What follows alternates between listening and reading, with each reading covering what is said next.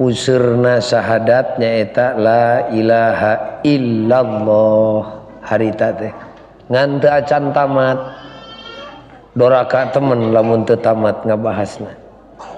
Ayeuna urang cobian sing taliti sing tartib sabab eta usuluddin pokokna agama tauhid.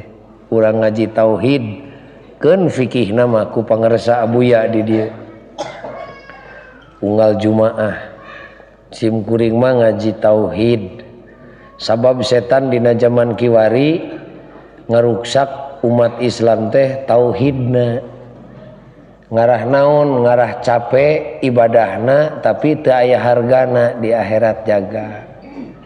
Jelema teh sina salat ngan Allah Subhanahu wa taala sina dimusyrikeun jelema digiringkeun